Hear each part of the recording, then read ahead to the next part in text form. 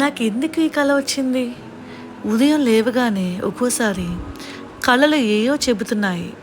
ఏయో సంకేతాలు పంపుతున్నాయి. Some message. ఈ మెసేజ్ నాకు ఏం అందజేస్తుంది? నా మెలకువగా ఉన్నప్పుడు నా జీవితంకి ఏమైనా ఉపయోగపడుతుందా? ఈ కల ఎందుకొచ్చింది నాకు అర్థం కావట్లేదు. అలాంటి సందేహాలు మీకు ఎప్పుడైనా వచ్చాయా అండి? అలా వస్తే కనుక well and good, very good. మీరు చాలా డీప్ రెట్రోస్పెక్షన్లో ఉన్నట్టు.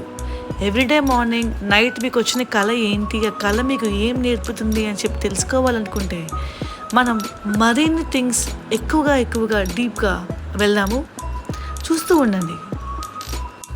కొన్ని కళలు మన కోసం చాలామంది ఉన్నారు, మనల్ని ప్రేమించే వాళ్ళు ఉన్నారు అనిపించేలా చేస్తుంది.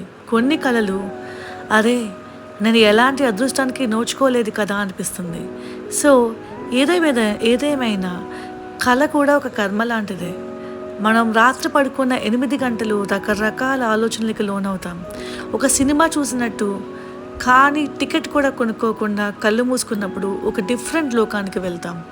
ఆ లోకంలో ఏవేవో క్యారెక్టర్స్, ఏవేవో మనుషులు, ప్రత్యేకమైన సన్నివేశాలు మనం చూస్తాం.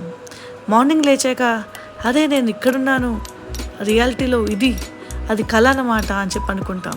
సో నిద్ర పడుకున్న తర్వాత జరిగే గమ్మత్తు ఈ రోజుకి కూడా ఎందుకు ఇలా అవుతుంది అనేది పరిశోధకులు ఇంకా తెలుసుకుంటూనే ఉన్నారు.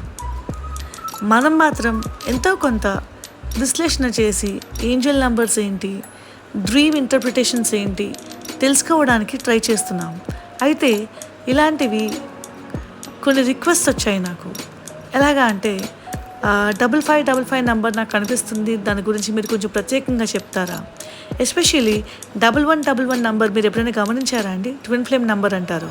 సో ఇలాంటి నెంబర్స్ అండ్ 3333 ఇలాంటి నెంబర్స్ ఎన్నో ఉన్నాయండి. వీటి గురించి మనం తెలుసుకుందాం. ఇవన్నీ కూడా మన కళ్ళకు కనిపించే సంకేతాలు, ఎన్నో విధమైన మెసేజెస్ కూడా.